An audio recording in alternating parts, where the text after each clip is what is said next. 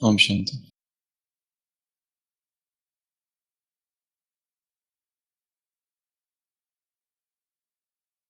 जीवन की इस अनंत धारा में सतत बहते रहना, निरंतर आगे बढ़ते रहना। हर एक चाहता है कि हर दिन हम कल से आगे हों और हर आने वाला कल हमें आज से आगे देखे। परंतु ये चाहना होते भी कई बार व्यक्ति संसार को छोड़कर जब अध्यात्म के मार्ग में आगे बढ़ता है तो ऐसी कुछ बातें होती है कि जिस वजह से वो गिर जाता है। जिस उद्देश्य को लेकर वो आगे बढ़ना चाहता था, जिस लक्ष्य से वो आगे बढ़ रहा था और जिन धारणाओं को उसने अपनाया था, वही मूलभूत धारणाएं जब खंडित हो जाती है तब व्यक्ति एक फॉल का अनुभव करता है, गिरने का अनुभव करता है। अध्यात्म की भाषा में इसे द वेनिंग इफेक्ट ऑफ मून, जैसे चंद्रमा की चिड़ गिरती कला होती है, जैसे किसी कंकड़ को पानी में फेंक दो तो आवाज आती है छपाक। ये छपाक की आवाज, ये वेनिंग इफेक्ट ऑफ द मून, ये फॉल फ्रॉम द ग्रेस कभी तो बहुत ऊंची अवस्था पाई थी और फिर अचानक एक दिन उस अवस्था से, उस धारणा से, उस सिद्धांत से, उस लक्ष्य से चेतना गिर पड़ती है। कारण कोई भी हो, पर जो जो अध्यात्म के पथ पर आगे बढ़ता है उसे कभी ना कभी स्थिति का अनुभव आता है, होता है।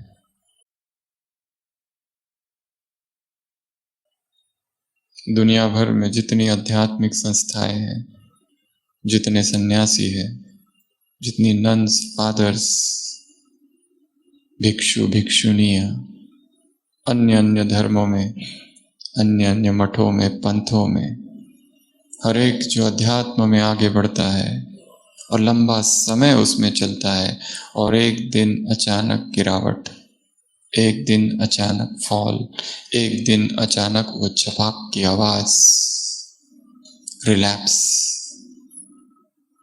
जो गलती बहुत पहले छोड़ दी थी वो फिर करना, जो भूल, जो पाप, जो विकर्म, जो आदत, जो वासना जो अब थी ही नहीं, अचानक उसका उभर कर आ जाना। और ऐसे समय व्यक्ति लॉजिक देता है, सब कुछ ठीक चल रहा है, और झूठ का प्रवेश होता है। वो लड़ता है, उसे अंदर पता है गिरावट हो चुकी है, उसे अंदर पता है वो गिर चुका है, उसे अंदर पता है पतन हो गया है, परंतु लॉजिक, रैशनलाइज, तर्क वितर्क करता है। अगर कोई पूछे तो स्पष्टीकरण देता है कि मैं ही सत्य हूं और जो चल रहा है ठीक चल रहा है, पहले भी ठीक था, अब भी ठीक है, परंतु अब कुछ भी ठीक नहीं है।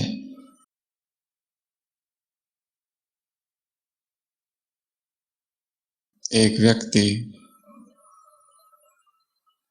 किसी मछुआरे के पास आता है और उस मछुआरे से कहता है कि सुनो, मैं जीसस क्राइस्ट हूं, फिर आ गया हूं वापस।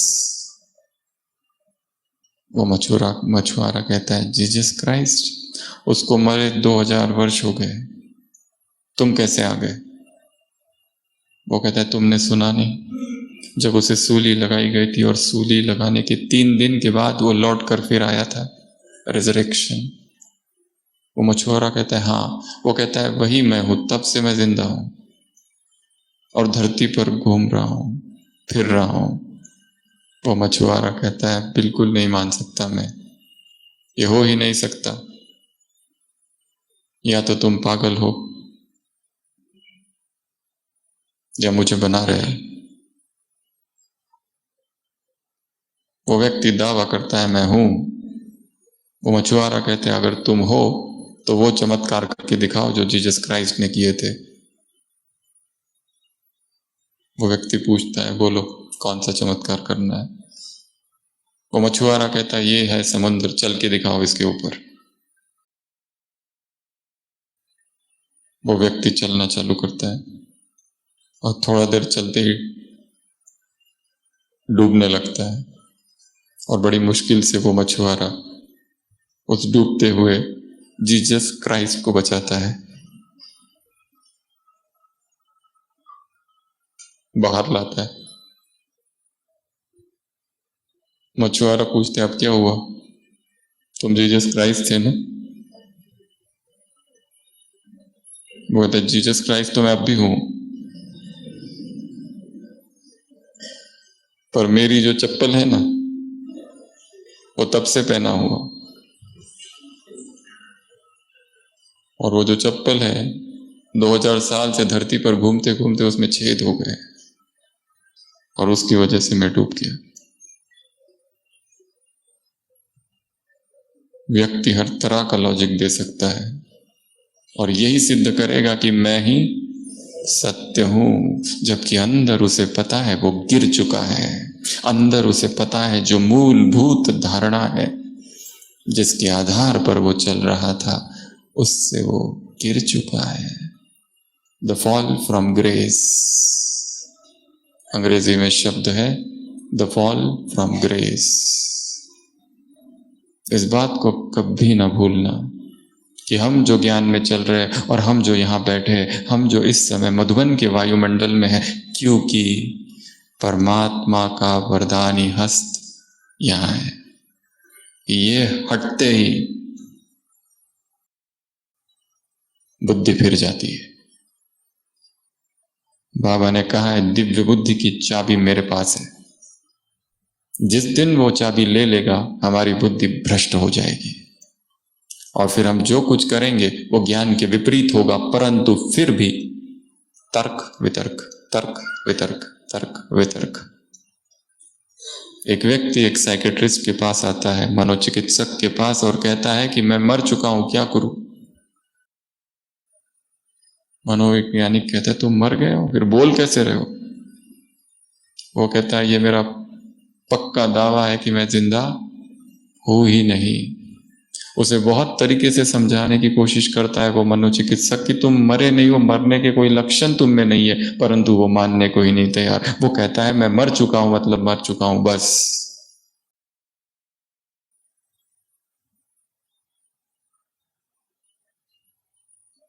वो मनोचिकित्सक कहता है तुम ये तो मानते हो कि अगर कोई मुर्दे को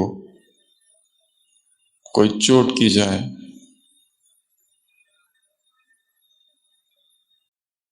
तो खून आएगा कि नहीं आएगा? क्या कहते हैं?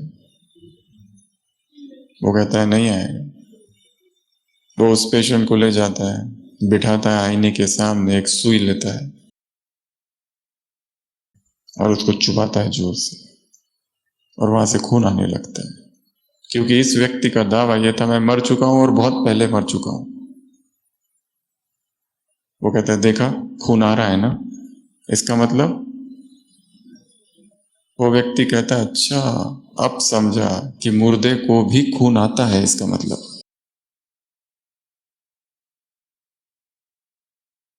मतलब मैं जो कह रहा हूं वही सत्य है, चाहे तुम अपने सिद्धांत बदल दो, परंतु आई एम राइट। तो ये ज्ञान का मार्ग, ये योग का मार्ग, ये साधना का मार्ग, ये तपस्या का मार्ग, ये ब्रह्मा कुमारी जीवन का मार्ग, ये ब्रह्मा कुमार जीवन का मार्ग इतना सहज नहीं है। और इस मार्ग के लिए बाबा ने एक शब्द का प्रयोग किया है, उसी शब्द पर आज की पूरी क्लास होगी। ये है तिरकनबाजी, ये है तिरकनबाजी। तिरकनबाजी अर्थात द स्लिपरी पाथ, वो मार्ग जहां पर फिसल सकते हैं। द स्लीपरी गेम, तिरकनबाजी, बाजी अर्थात चाल, चाल चलना। लेटेस्ट में यह शब्द आया था साकार मुरली 21 अप्रैल 2022।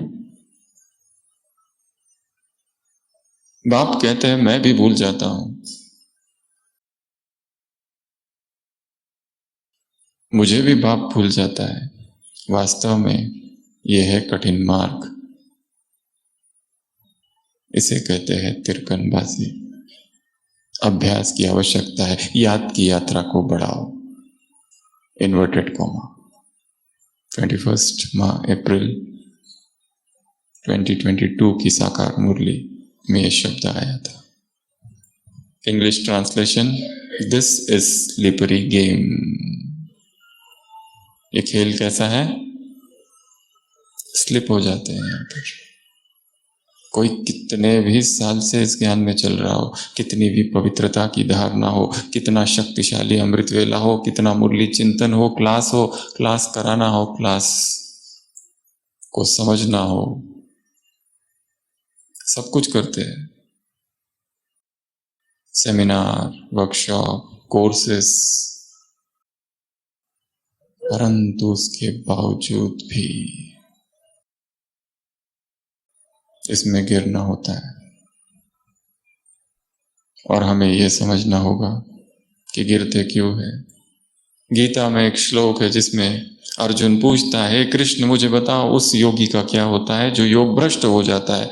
योगी है जिसने संसार छोड़ दिया, संसार का संन्यास ले लिया और अध्यात्म मार्ग पर चल रहा है, परंतु अध्यात्म मार्ग में चलते चलते भी एक दिन पथभ्रष्ट हो जाता है।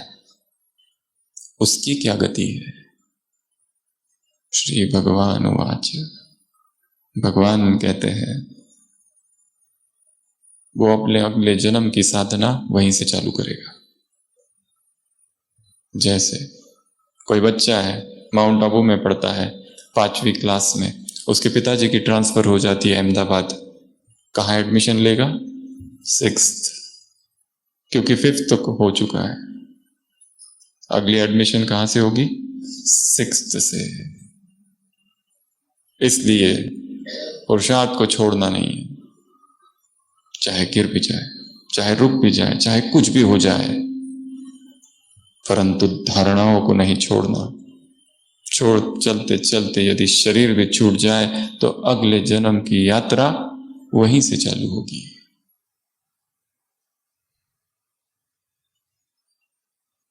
ज्ञान अविनाशी बीज है, नष्ट नहीं हो सकता, आत्मा में समाया रहेगा, डीप विद इन।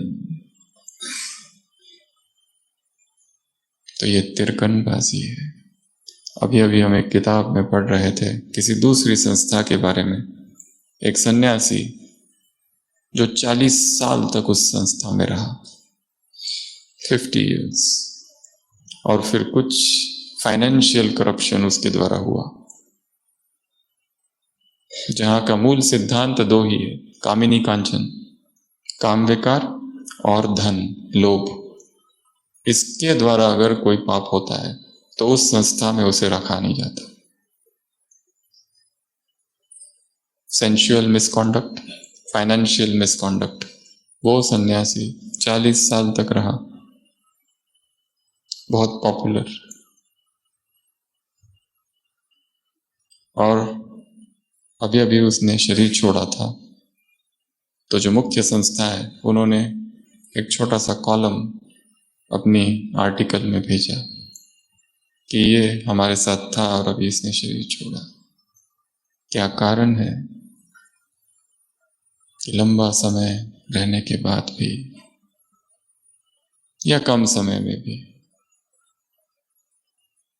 व्यक्ति फिसल जाता है? क्योंकि मार्ग ही स्लिपरी है, स्लिपरी गेम। बाप कहते हैं कि यह ज्ञान पारे मिसल है, उड़ जाता है। अब ये भी है, अभी भी चला गया, विकर्म कर लिया, फिर पश्चाताप। पर क्या करें? अगर विकर्म होता है तो क्या पश्चाताप करते रहे, फिर विकर्म, फिर पश्चाताप, फिर विकर्म, फिर पश्चाताप? क्या किया जाए?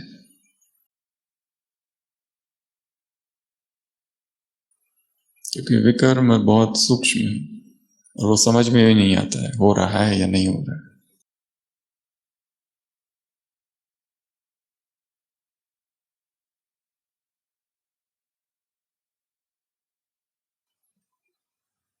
ये जो फिसलना है, इसके कई सारे कारण हैं और हर एक अपने कारण को जानता है। और सभी भट्टी में इसलिए भी आए हैं कि अपने मन की चेकिंग करे, सूक्ष्म, अपने मन की टेंडेंसीज की स्टडी करे, अपने मन के पैटर्न को स्टडी करे, अपने मन में जो कॉम्प्लेक्सेस है, जो संस्कार है, जो जटिल संस्कार है, इतने जटिल जो हमें भी नहीं पता वो है क्या, उनकी स्टडी। मेडिकल में पहले पेशेंट का डायग्नोसिस होता है, फिर ट्रीटमेंट होता है। जब तक डायग्नोसिस नहीं तब तक ट्रीटमेंट भी नहीं, या ट्रीटमेंट अगर हो तो गलत होगा। परंतु अध्यात्म में ट्रीटमेंट से ज्यादा इंपॉर्टेंट क्या है? डायग्नोसिस, निदान। निदान हो जाना अर्थात ट्रीटमेंट, या फिर कहो डायग्नोसिस अगर कर दिया तो ट्रीटमेंट हो गई।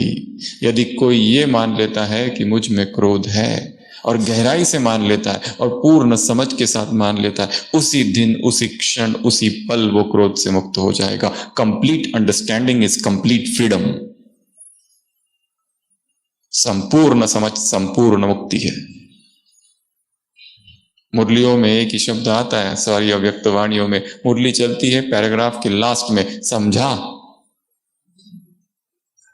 सोचने की बात है, सामने वाला बार बार पूछता है समझा समझा समझा, अर्थात किसी ने कुछ भी नहीं समझा। वो इनडायरेक्टली ब्रैकेट में ये बताना चाहता है, परंतु हम खुश होते हैं पर वो कुछ और कह रहा है। पूरी मुरली चलती है और फिर पूछा जाता है समझा समझा समझा, कुछ भी नहीं समझा। अगर समझा होता तो जाग गए होते, अगर समझा होता तो रात में फिर नींद नहीं आती, उठ गए होते सुबह सुबह, प्रातः स्मरामि। अगर समझा होता तो मुरली के दीवाने होते दादी जैसे। अगर समझा होता तो कैसी प्यास होती, कैसी लगन होती, कैसी आग होती, कैसी जीवन में प्रतिपल क्रांति होती। अभी तो मन भोग विलास में कहीं ना कहीं डूबा हुआ है, स्वाद में, स्पर्श में, नजारे देखने में, साइट सीइंग में।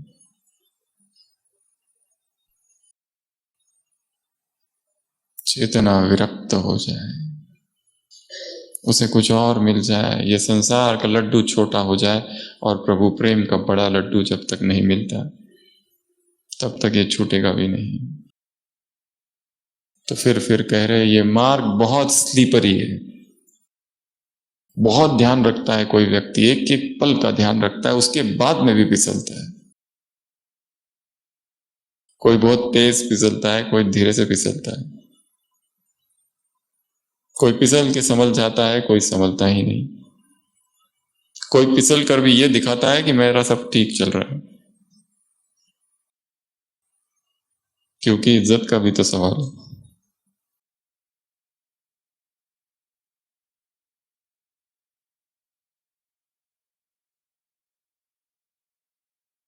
फिसलने के हम 8 कारण आज देखेंगे, 8 या फिर 16 अगर समय मिला तो। पहला कारण फिसलते हम तब है जब रास्ते पर काई हो। काई पता है? काई जम जाती है रास्ते पर। कोई आ रहा है उधर से और काई है, स्लिप। अध्यात्म के मार्ग पर पहला कारण है फिसलने का विकारों की काई, या फिर कहो काम विकार की काई।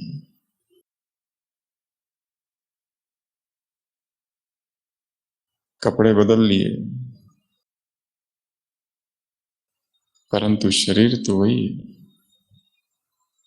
वो हॉर्मोन्स, वो बायोलॉजी, वो उत्तेजनाएं, वो वही है, वो आकर्षण।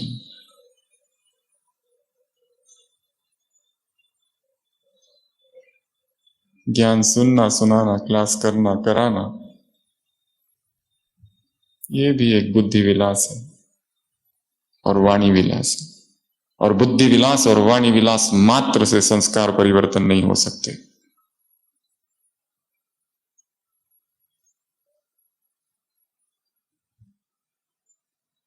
अंग्रेजी में कहते हैं शरीर में जो हार्मोन्स है, male hormones, female hormones, the hormones hijack the intelligence.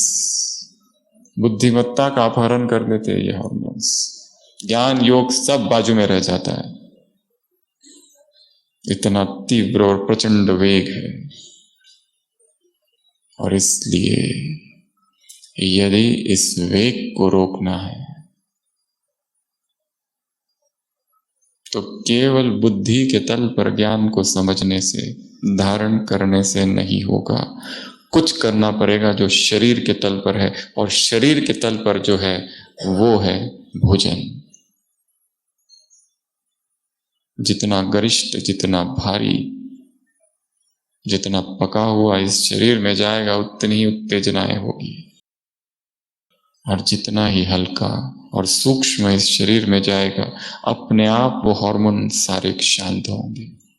वो एक्साइटमेंट, वो अर्जस, वो क्रेविंग, वो तलब, वो प्यास, वो वासना, इनको केवल ज्ञान के बल पर शांत नहीं किया जा सकता। हाँ, कोई कोई होगा जो किसी जन्म जन्म के जो योगी है, जिनका जन्मते ही उन्हें वैराग है, जन्म से ही कहीं आंख डूबी ही नहीं, जन्म ही वैराग के साथ हुआ है। जन्म से ही प्रभु प्रेम के प्रति एक नेचुरल आकर्षण है। संसार के कीचड़ और दलदल और वासनाओं की चक्की में जो कभी पीसे ही नहीं, बचपन से ही उनमें वो बीज है पूर्व जन्म के संस्कारों का। उनमें शायद ये ऐसी उत्तेजनाएं नहीं होगी, पर बाकी सभी आमजन जो संसार के धक्के खा खा के फिर अध्यात्म में आए हैं, संसारिक जीवन जिया और फिर बाबा के बने, या फिर बचपन से चल रहे थे परंतु ऐसे ही ढीले ढाले, और एक दिन अचानक स्ट्राइक हुआ कि क्या है, मुझे अपना जीवन इस यज्ञ में समर्पित करना है। ये संकल्प जिस दिन आया और जिस दिन सीरियसनेस जागी, तब तो विकारों को जीतने का सबसे पावरफुल मार्ग, टूल, भोजन पर संयम। बाकी सारे मार्ग आप सबको पता है, ज्ञान का, योग का, धारणा का, सेवा का, प्रभु प्रेम का, वैराग का, डिटैचमेंट का, भट्टियों का, उस सब की चर्चा तो सब जगह हो ही रही है। परंतु यदि चाहते हैं कि बहुत तेज गति से उन्नति हो जाए अध्यात्म में, और अध्यात्म में उन्नति के लिए चाहिए क्लीन स्टमक, खाली पेट। ये जितना भरा रहेगा और शरीर में जितनी जड़ता होगी उतनी आत्माभिमानी स्थिति नहीं हो पाएगी। हमें ये क्यों नहीं बोलना पड़ता है कि मैं पुरुष हूं, स्त्री को ये क्यों नहीं बोलना पड़ता मैं स्त्री हूं, वो नेचुरल है। परंतु आत्मा समझने के लिए दिन रात प्रैक्टिस करते तो भी नहीं हो पाता। क्यों? हम हमेशा उदाहरण देते, मधुबन के आंगन में कोई 20 साल पहले मिला था और उसने हमें एक पर्स दी थी। हम पूछते हैं किसने पर्स दी थी, हम कहते हैं उसने। वो कौन था, कौन सी बैग, क्या पहना हुआ था, कपड़े उसके याद नहीं है, नाम क्या था, नाम उसका याद नहीं, कितने बजे दिया था, कौन सा समय था वो याद नहीं, दिन याद नहीं, कहाँ एग्जैक्टली मधुबन के आंगन में दिया था वो भी याद नहीं, उम्र क्या थी उसकी वो भी याद नहीं, नाम तो याद ही नहीं, पर वो स्त्री था या पुरुष ये याद है। ये हम कभी नहीं भूलते। ये भूलता है कोई? अरे मैं तो भूल ही गया, मैं तो पुरुष हूं। ऐसा होता है कभी? नहीं। जबकि इसके किसी अन्य जन्म में हम और भी रहे कुछ कुछ, कभी स्त्री कभी पुरुष, परंतु फिर भी इस जन्म का ये संस्कार कितना पक्का है और दिन रात हमको मेहनत करनी पड़ती है, आत्मा हो आत्मा हो, फिर भी तिरकनबाजी, स्लिप, फिर भी भूल जाता है, याद ही नहीं रहता। क्यों? क्योंकि कुछ तो है जिसने हमें शरीर से बांध रखा है। आत्मा और शरीर दोनों के बीच में है भोजन। जब तक इसको हल्का नहीं करेंगे, आत्माभिमानी स्थिति जो करना है कर लो, नहीं होगी।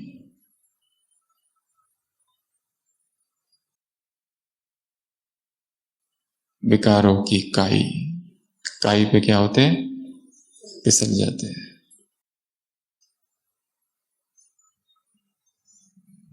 तो एक तो ये पुरुषार्थ चालू करना है धीरे धीरे, जितना हो सके। 3 बार जो खा रहे हैं उसको 1-2 बार कर दो और 2 बार को फिर 1 बार, और बाकी सब समय फल फूल, हल्का फुल्का। फर्स्ट, विकार बहुत सारे हैं पर एक कमांडर है काम, उसको जीत लिया तो बाकी सभी अपने आप वश में आ जाएंगे। उसको जीत लिया तो बाकी सभी को जीतने की युक्तियां और प्रेरणा आत्मा में स्वतः जागेगी। ये पहला। दूसरा, हम फिसलते कब है, यदि कोई केले का छिलका आ गया या कोई फल आ गया जो पड़ा है रास्ते में, उस पर पैर रखा और फिसल गए। ये कौन सा केले का छिलका है? ये है किसी से प्रभावित हो जाना, किसी के प्रभाव में आ जाना, किसी की वाणी के प्रभाव में, किसी के सौंदर्य के प्रभाव में, किसी के गुणों के प्रभाव में, किसी के नेचर के प्रभाव में। इसका नेचर बहुत अच्छा है, ये बहुत प्यार करता है, करती है, ये मुझे अपने बहन जैसे लगती है, ये मुझे अपने भाई जैसे लगता है, इसका स्वभाव बहुत मीठा है, ये बोलता बहुत अच्छा है।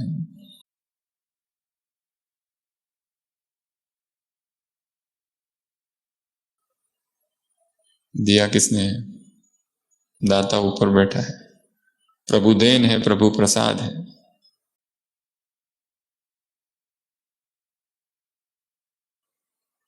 पर व्यक्ति जब प्रभावित हो जाता है किसी से, तो उस व्यक्ति में सारा संसार दिखाई देने लगता है। जब व्यक्ति प्रभावित हो जाता है किसी से, तो उसके सारे गुण दिखाई देने लगते हैं और कुछ भी नहीं। जब व्यक्ति प्रभावित हो जाता है तो खोजने पर भी उसके अवगुण नहीं दिखते उसको। जब व्यक्ति प्रभावित हो जाता है और जिससे वो प्रभावित हुआ उसके खिलाफ यदि कोई कुछ कह दे तो लड़ने मारने को भी तैयार हो जाता है।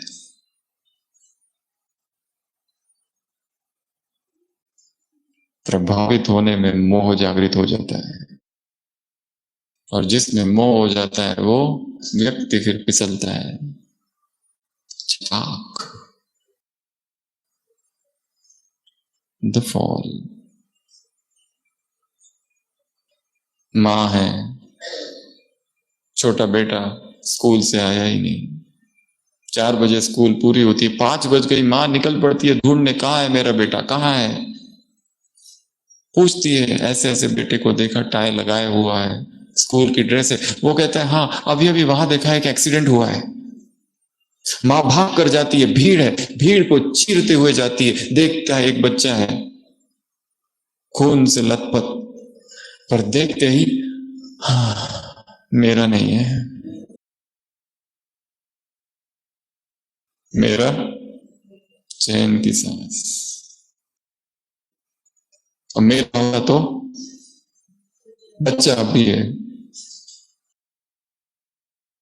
और आगे स्टोरी को बढ़ा दो, पहली नजर में देखता है मेरा नहीं, पर थोड़ी देर के बाद देखेंगे अरे तो मेरा ही है। Scene change.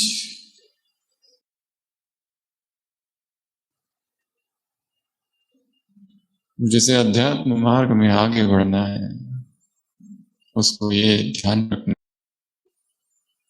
कि किसी से भी प्रभावित नहीं होना। किसी की स्तुति करना अच्छी बात है, परंतु वो स्तुति सबके सामने हो, एकांत में बैठ के नहीं, मैसेजेस के द्वारा नहीं। तुम बहुत अच्छे हो, तुम बहुत अच्छे हो, तुम बहुत अच्छे हो, और फिर धीरे धीरे आई मिस यू। फिर मिलना कहाँ है?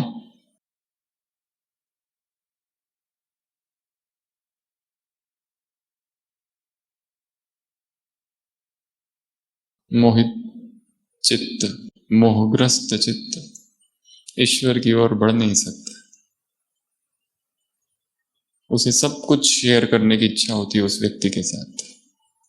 जो कुछ मन में चल रहा है, एवरी मूड, ऐसा लगता है उसको फोन करके सुनाओ। और जब मनुष्यों से शेयर करना चालू हो जाता है तो भगवान से शेयर करना अपने आप कम हो जाता है। 1 घंटा किसी को सुना दिया, अब बाबा के कमरे में क्या सुनाओगे जाके? इधर तो सब उड़ेल दिया अंदर का, उधर क्या सुनाओगे? कुछ भी नहीं। तो छिलके बहुत है रास्ते पर। राम इंटरनेशनल हाईवे है,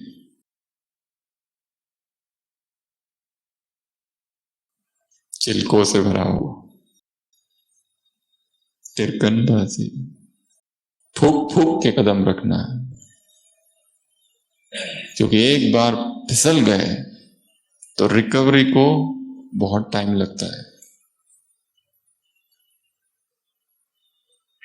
और संसार में रहते हुए अगर फिसल गए तो बहुत ज्यादा टाइम लगता है। मधुबन में रहते हुए व्यक्ति स्थिर हो सकता है फटाफट, कमरे में चला गया, कुटिया में चले गए, शांति स्तंभ पर चले गए, भट्टियों में बैठ गए, स्थिर हो गए, स्थिति ऊपर। पर संसार में रहते हुए संसार का वायुमंडल, संसार का वातावरण, चारों तरफ विकार ही विकार, उसमें गिरने के बाद उठना मुश्किल काम है। इसलिए गिरना ही नहीं पहले तो। परंतु हाँ, अगर गिर भी गए तो बोध हो कि मैं गिरा हूं, फिर लॉजिक नहीं देते रहना कि मैं ही जीसस क्राइस्ट हूं। डूब रहे हैं पर जीसस क्राइस्ट मैं हूं, जिंदा हूं पर मैं ही मरा हुआ हूं।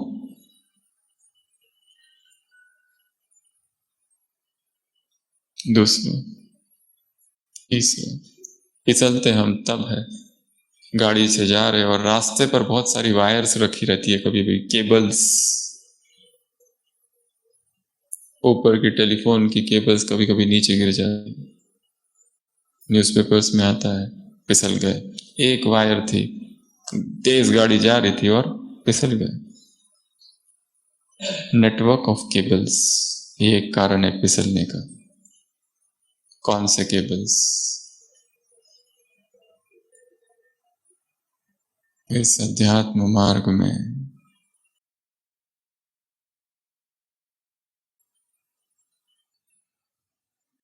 हर व्यक्ति अपना एक जाल बनाता है रिलेशनशिप्स का, संबंध, और ये संबंधों की वजह से ही वो फिसल जाता है। बाबा ने कहा है सारे संबंध मुझसे जोड़ो, और ये कार्य इतना आसान भी नहीं, क्योंकि हर समय हमें बाप नहीं चाहिए रहता है। कभी कभी ग्रैंडफादर भी चाहिए और ग्रैंड मम्मी भी चाहिए, नानी भी चाहिए रहती है, कभी कभी माँ चाहिए रहती है। सब कुछ भूल जाओ, अपनी सारी विद्वत्ता, और उसकी गोद में चले जाना। ऐसी कोई माँ चाहिए जो ज्यादा ज्ञान ना सुनाए, खाली प्यार करे। बाप के पास नहीं जाते ज्यादा, जो निरंतर डंडा लेकर खाली ज्ञान ज्ञान ज्ञान। जीवन में निराशा आ गई, जीवन में परिस्थिति आ गई, वो बच्चा भी जानता है मैं फेल हुआ हूं, बच्चे को पता है मैं फेल हुआ हूं, और उसको ये भी पता है मैं क्यों फेल हुआ, और वो ये भी सोचता है कि अगली बार नहीं होऊंगा। ऐसे समय में वो बाप के पास नहीं जाना चाहता, उसको माँ चाहिए जो उसको गोदी में बिठाए और सुलाए, और वो एग्जाम की तो चर्चा भी ना करे। बाप तो सुलाएगा परंतु याद तो दिलाएगा।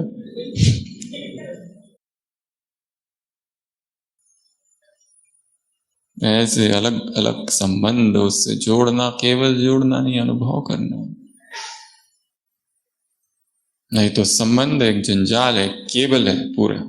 ये यहां देख रहे हैं कैसे केबल्स, जंजाल, इधर वायर उधर वायर,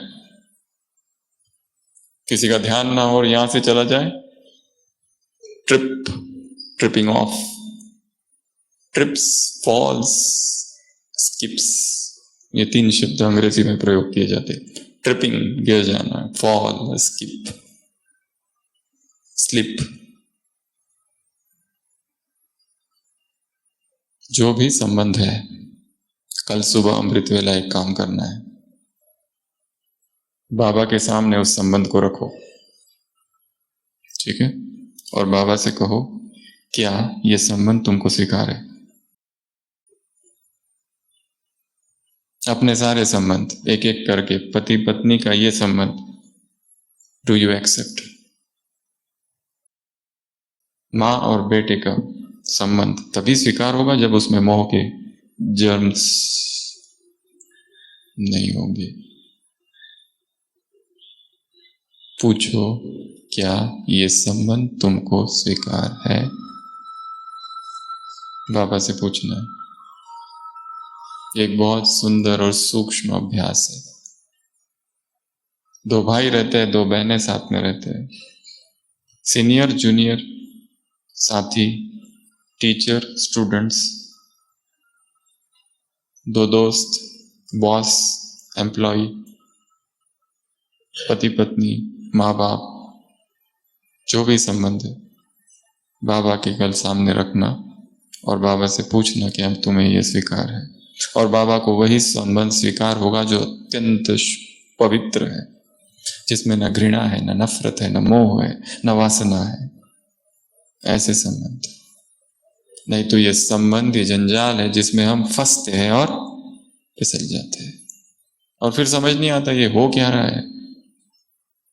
बस उसी व्यक्ति की याद घूमती रहती है, चाहे दुश्मनी हो या मोह हो, कुछ भी। तो तीसरा केबल्स। चौथा कारण फिसलने का, धूल मिट्टी, छोटे छोटे कंकड़, छोटे छोटे पत्थर, रेत होती है ना, कभी कभी तेजी से गाड़ी आती है, देखा होगा, बाइक लेके कोई आ रहा है, रेत है और फिसल गई। ये जो रेत है, ये जो कंकड़ है, ये जो पत्थर है, ये क्या है? ये जो धूल है, कार्मिक अकाउंट्स, ये भी कारण है फिसलने का। और सबसे बड़ा कार्मिक अकाउंट जो आता है वो है शरीर की बीमारी। बड़े बड़े महारथी भी डाउन हो जाते हैं जब शरीर की बीमारी खींचती है। समझ नहीं आता है करे क्या, असहनीय वेदना, दर्द, पीड़ा।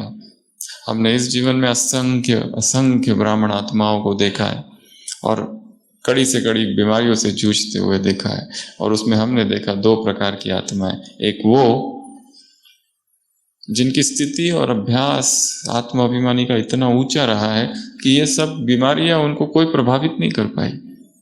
कितने सारे पांडव में उनके यहीं के भाई जिनको फिर कैंसर डिटेक्ट हुआ, असहनीय वेदना, कितना समय अस्पताल में थे, पर कभी भी उनसे पूछो कोई दर्द नहीं। जैसे उस समय एक भाई तो निरंतर यही कहता था, अब बस घर जाना है, अब बस दूसरा छोटा बच्चा बनना है। कोई तकलीफ, वो कहता तकलीफ ये लोगों को है, देखभाल वालों को, मुझे कोई तकलीफ नहीं है। एक वो कैटेगरी, और दूसरी वो कैटेगरी लंबा समय ज्ञान में 30 साल 20 साल 50 साल, परंतु आज बीमारी के समय असहनीय असहाय अनुभव कर रहे हैं, कोई सेवाधारी नहीं है। इससे अच्छा तो शादी कर ली होती, यहां तक के संकल्प। कोई देखने वाला नहीं, दुखी है, इतना दर्द होता है, कोई दवाई काम नहीं कर रही है, क्या करे? रात रात गुजर जाती है दर्द में, टूट जाती है, हार जाती है, थक जाती है, मृत्यु का आह्वान करती है कि मौत आ जाए और ले जाए, पर मौत भी आती नहीं है, हमारे चाहने से नहीं होता। तो ये जब आ जाए और अचानक आ जाए जीवन में, अचानक, अभी तक सब ठीक चल रहा था, ऐसे ही पहुंचे, इन्वेस्टिगेट किया, पता है कैंसर है, और बाद में पता चला पूरे शरीर में फैल गया है। चिंता, टेंशन, ये टेस्ट, वो टेस्ट, इधर जाऊं उधर जाऊं, स्थिति रहती ही नहीं। बाबा शब्द ही गुम हो जाता है। बाबा भी है, आउट ऑफ माइंड, केवल बुद्धि, ये करना है, ये खाना है, वो खाना है, ये नहीं खाना है, वो नहीं खाना है, ये दवाई लेनी है, वो नहीं लेना है। Total health consciousness.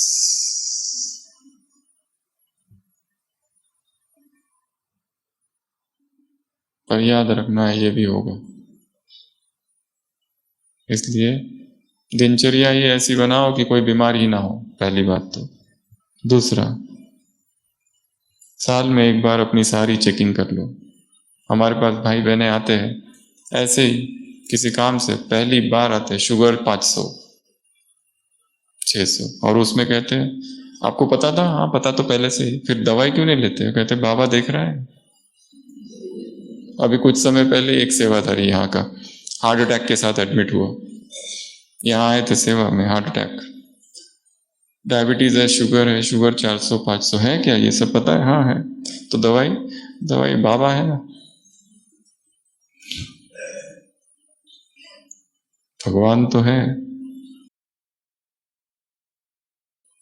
ना, कोई परहेज ना कोई कुछ।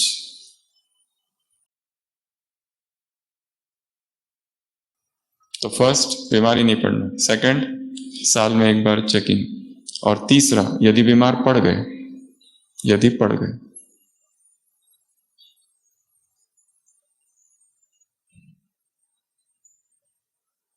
सोचना इस अवस्था में क्या करूं, कैसे मन की स्थिति को ऊपर रखूं, कैसे मनसा सेवा करूं, सहनशीलता की शक्ति को कैसे बढ़ाऊं, और आसपास की जो आत्मा है उनकी सेवा कैसे करूं यदि एडमिट है तो।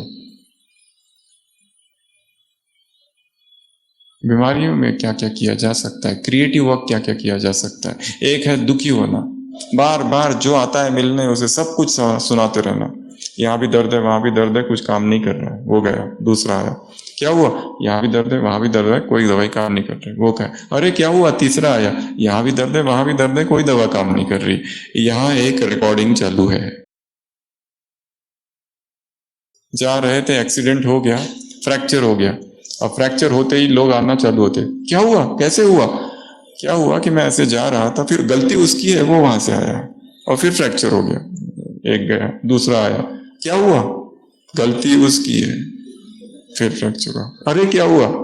एक ही दिन में 10 लोग मिलने आते, 10 लोगों को same story with further addition, spice, मिर्च मसाला डाल डाल के, डाल डाल के, डाल डाल के सुनाते रहते। और यहाँ क्या हो रहा है? रिकॉर्डिंग रिकॉर्डिंग रिकॉर्डिंग रिकॉर्डिंग, कि मुझे फ्रैक्चर है, मुझे फ्रैक्चर है, मुझे फ्रैक्चर है, मुझे फ्रैक्चर, अब मैं चल नहीं सकूंगा, और गलती उसकी है। ये 3 काम करना है। पहला तो बीमार ही नहीं पड़ना, दूसरा साल में कम से कम एक बार, और तीसरा चेकिंग। तीसरा, अगर पड़ गए तो युक्ति रचनी है, कैसे स्थिति ऊपर हो। सारी किताबें पढ़ो, सारी अव्यक्त वाणियां लगा के रखो लाइन से, जो जो पढ़ने का बाकी था, जो जो लिखने का बाकी था। हमको याद है हॉस्पिटल में रमेश भाई साहब आते थे, रमेश शाह जी, डायलिसिस चलता था, इधर डायलिसिस चालू, इधर कारोबार चालू, इधर डायलिसिस अपनी जगह पर और इधर कंप्यूटर में बैठ के चालू है सारा कुछ सेवा। दूसरे लोगों को देखते दुखी रहते हैं, डायलिसिस चालू होते ही 4-4 घंटा बैठे रहो, आते रहो हफ्ते में 3 बार, अपाइज, इनको हमने कभी नहीं देखा, एकदम अलर्ट लास्ट तक।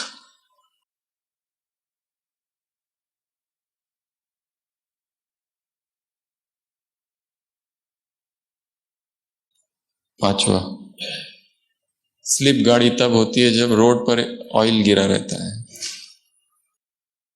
इंजन ऑयल गिरा रहता है ना, कभी कभी दिखता नहीं है, रोड पर है, जोर से गाड़ी आ रही है और स्लिप। अहंकार भी एक ऑयल की तरह है, ये मैं ही है जो व्यक्ति को गिराता है।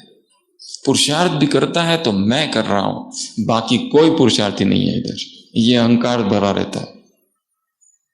हम ये करते हैं, हम वो करते हैं, हम ऐसा करते हैं, हम वैसा करते हैं, और जो नहीं करते उनके प्रति घृणा का भाव है। ये लोग कुछ नहीं करते, ना चिंतन करते, ना मनन करते, व्यर्थ में रहते हैं। हम देखो कितना श्रेष्ठ चिंतन में रहते हैं। मैं, स्लिप हो जाती है गाड़ी, ये ऑयल की तरह है, दिखता नहीं है दूर से।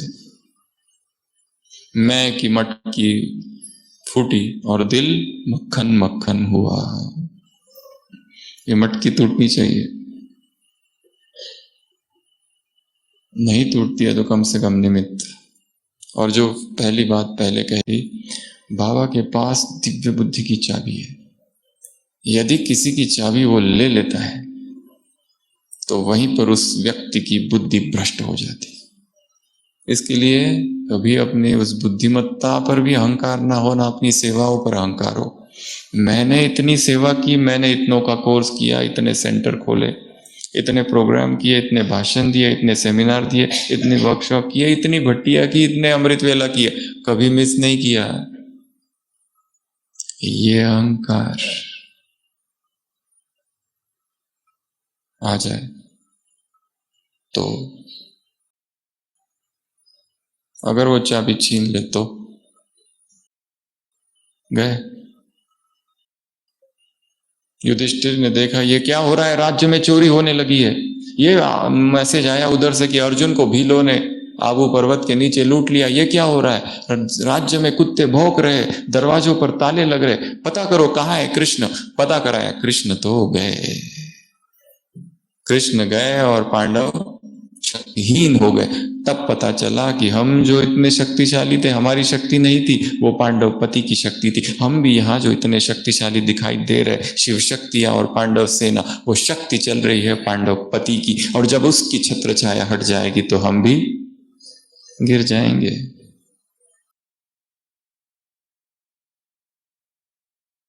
इसलिए अपनी विशेषताओं पर, अपने कर्मों पर और अपनी महानताओं पर अहंकार ना आए। स्वमान में रहना अलग है, परंतु मैं गिरा देगा। मोहम्मद रफी कहते थे, इसमें मेरी क्या बड़ाई, उस अल्लाह, उस खुदा ने ये आवाज इस हलक में भरी है। वो चाहता तो ये आवाज किसी भी कंठ में भर सकता था। मेरी क्या बड़ाई इसमें। लोग कहते तुम्हारी आवाज बहुत अच्छी है, इसमें मेरा कुछ है ही नहीं। उस खुदा ने ये आवाज इस कंठ में भरी है, वो चाहता तो किसी में भी भर सकता था। महान वो व्यक्ति इसलिए नहीं था कि उसकी आवाज बहुत अच्छी थी, वो महान इसलिए था कि उसमें वो रियलाइजेशन था, वो विनम्रता थी। हमें महान कर्मों से ज्यादा हमारी भावनाएं क्या है वो बनाती है। तो मैं अगर आ गया तो गाड़ी स्लिप। अगला, फिसलते तब है जब रास्ते पर बर्फ हो, रास्ते पर जब बर्फ जमी हुई जाती है। आपने देखा होगा उधर नॉर्थ में, शिमला या फिर लद्दाख और ये सब एरियाज में रास्ते पर बर्फ ही बर्फ होती है, चल नहीं पाती है गाड़ियों को चेन लगाते हैं और फिर चलाते हैं, क्योंकि स्लिप होने के चांसेस होते हैं। कौन सी बर्फ? Adjustment issues.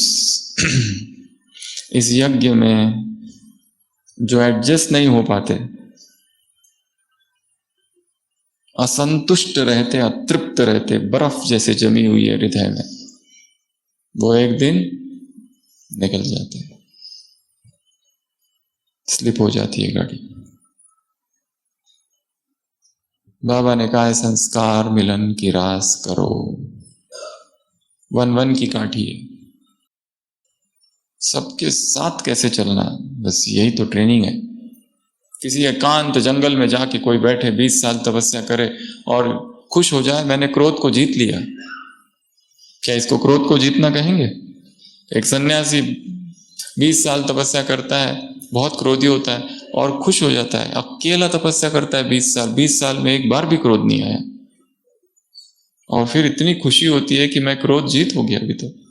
और फिर शहर में उतरता है, भिक्षाम देही, वो माता अंदर है, दरवाजे पर एक बच्चा है पालने में रो रहा है, उसको वो कहते हैं चुप चुप चुप, वो और जोर से रोता है, और इतना जोर से रोता है कि सन्यासी अब क्रोध,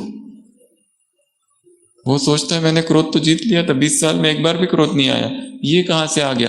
क्रोध अकेले में नहीं आता है, संगठन में आता है।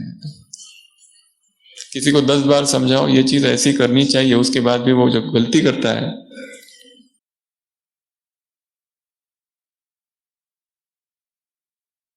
बूढ़ा व्यक्ति बैठा है अपने बेटे से कहता है बेटा ये खिड़की पर कौन है? बेटा कहता है पिताजी तोता बैठा हुआ है। थोड़ी देर बाद पिताजी बूढ़े हैं, कहते बेटा ये कौन है? तो पिताजी तोता बैठा है बोला ना। थोड़ी देर बाद पिताजी कहते बेटा ये कौन बैठा है? बोल तो दिया एक बार, तोता है कितनी बार बोलूं? थोड़ी देर के बाद फिर तो क्रोध क्रोध। वो पिताजी एक एक डायरी निकालते हैं और कहते हैं कि ये देखो ये तुम्हारे बचपन की डायरी है जो मैंने लिखा। एक दिन तुमने मुझे पूछा था जब तुम 4 साल के थे कि खिड़की पर कौन बैठा है, मैंने 28 बार तुमको समझाया था, बताया था कि वहां पर तोता बैठा है, और मैं क्रोधित नहीं हुआ था, और तुम एडजस्टमेंट इश्यूज। जो भी इस ज्ञान को छोड़ कर गए हैं उसका एक ये मुख्य कारण रहा है, कौन सा? एडजस्ट ही नहीं हो पाता।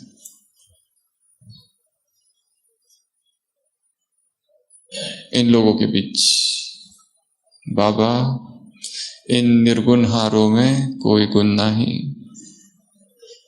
ये ज्ञान की बात का गीत है।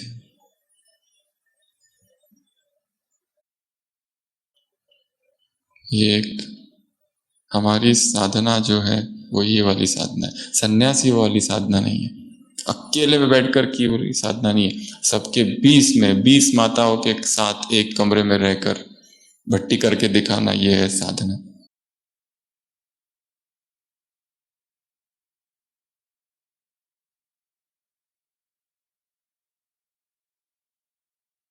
उसके बाद में अगला पानी, जब रास्ते पर पानी होता है तो गाड़ी फिसल जाती है।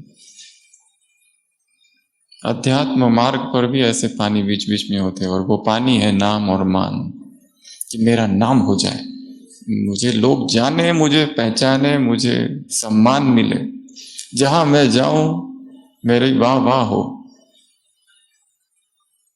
और जब हमें कोई पूछता ही नहीं, फीका फीका लगता है जीवन,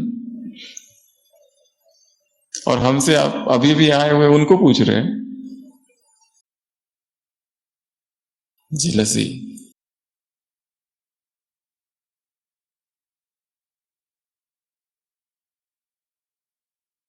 अगर हमें लगता है हमसे कोई ज्यादा सेवा कर रहा है तो क्या करना चाहिए? कोई ज्यादा सेवा कर रहा है, एक मार्ग है तो ईर्ष्या करना, ये एक मार्ग है। दूसरा षड्यंत्र करना, बदला लेना, उसको खींचना। कोई अच्छा मार्ग? वो आगे जा रहा है, हमसे आगे जा रहा है, हम पहले से है, वो अभी अभी आगे, और हमसे आगे जाने की जरूरत क्या करे? बेचैन है, क्या किया जाए? हाँ, उससे आगे बढ़ेंगे। अच्छा तो ये तो कंपटीशन हो जाएगी।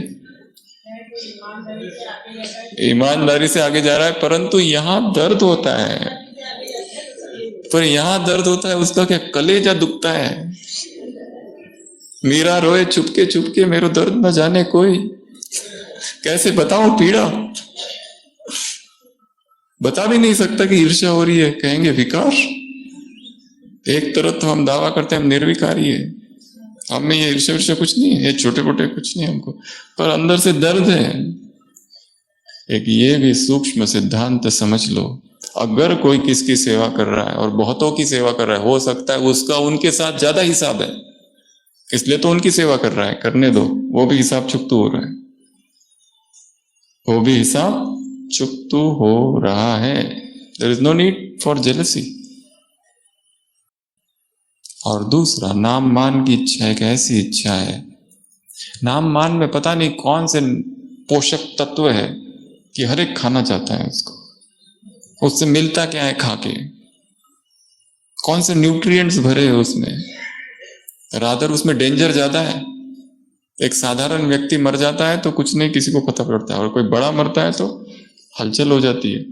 एक साधारण व्यक्ति कोई गुनाह करता है, चोरी करता है तो किसको क्या लेना देना, पर कोई वीआईपी चोरी करता है, फ्रंट न्यूज में आता है। जितना ज्यादा ऊंचा उतने गिर चांसेस भी ज्यादा। ये दुनिया जितनी तेजी से ऊपर उठाएगी उतनी तेजी से नीचे भी गिराएगी। ये संसार का दस्तूर है। अमेरिका का एक प्रेसिडेंट भाषण देने खड़ा होता है, हजारों लोग सुनने के लिए, उसका सेक्रेटरी कहता है उससे चुपके से कान में आके, आपको तो पहली बार प्रेसिडेंट बना है, आपको तो बहुत खुशी हो रही होगी ना, इतने लोग सुनने के लिए है। वो कहता है यदि कल यहां पर मुझे फांसी चढ़ाई जाए तो अभी जितने लोग हैं ना उससे दुगुना लोग यहां होंगे। पब्लिक मेमोरी शॉट, इसके लिए मेरी स्थिति इन पर निर्भर नहीं है। हम आगे, सारी दुनिया हमारे पीछे और हम उसके पीछे। सारी दुनिया हमारे पीछे यदि है तो हम उसके पीछे रहे, बस यही सिद्धांत है। तो नाम और मान। और लास्ट, जब लाइट पुअर होती है, लाइटिंग सिस्टम अच्छी नहीं होती है रोड पर, हाउसकीपिंग अच्छा नहीं होता है, तब गिरते हैं। अंधेरा अंधेरा सा रहता है, लाइट्स नहीं है, पता नहीं, तेज आ रही है गाड़ी और गिर गए, स्लिप हो जाती है, तिरकनबाजी। अर्थात जब हृदय में कचरा हो, वेस्ट और निगेटिव जिसके हृदय में समाया हुआ है, वो यहां रहना बहुत मुश्किल है। वो कुछ ना कुछ कारण बनेगा और आउट, पुरुषार्थ से गिर जाएगा। तो ऐसे ये 8 बातें, और 8 को छोड़कर ये तो बाहर की बातें, कुछ भीतर की भी बातें हमारी अपनी। जैसे कोई गाड़ी बहुत स्पीड से चला रहा है तो फिसल सकता है, एक कोई बेहोशी में चला रहा है तो फिसल सकता है, दूसरा कोई स्किल्स ही नहीं, उसको चलाना ही नहीं आता है तो फिसल सकता है, कोई दूसरे को ओवरटेक करना चाहता है तो फिसल सकता है। इसलिए किसी को ओवरटेक करने की कोशिश ही नहीं करना है अध्यात्म मार्ग में। तो जो जा रहा है उसको जाने दो, और हर एक को वही मिल रहा है, ना भाग्य से ज्यादा ना समय से पहले, किसने कुछ भी पाया नहीं है। और यदि हमें लगता है कोई असत्य के मार्ग पर चल रहा है और फिर भी बहुत तेजी से चल रहा है और बहुत प्रशंसा हो रही है, एक बात को भूलना नहीं है, असत्य की नाव हिलेगी डुलेगी नहीं। असत्य की नाव हिलेगी डुलेगी नहीं, सीधा डूबेगी एक दिन। इसलिए अचल रहो अपनी स्थिति में, अपने सत्य में।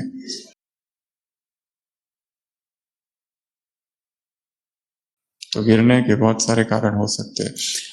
इस मार्ग पर हम चल रहे हैं और तेजी से चलना है, कंसिस्टेंटली चलना है। जरूरी नहीं है बहुत तेज चलो, पर धीरे भी चलो तो बस चलते रहो, रुको मत, बस वो महत्वपूर्ण है। और फिसलना नहीं, नहीं तो ये स्लिपरी पाथ हमें कहां से कहां पहुंचा देगा। अगर गिर भी गए अब फिर से उठो। और ये अवसर आप सबको मिला है इस भट्टी में आने का।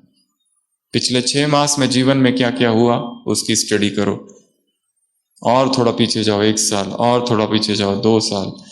जब तक यहाँ है, एकांत में जितना हो सके उतना रहकर अपने आप को देखो, और जाने से पहले वहां की क्या प्लानिंग करनी है वो करके जाओ यहां बैठते हुए। अच्छा, ओम शांति।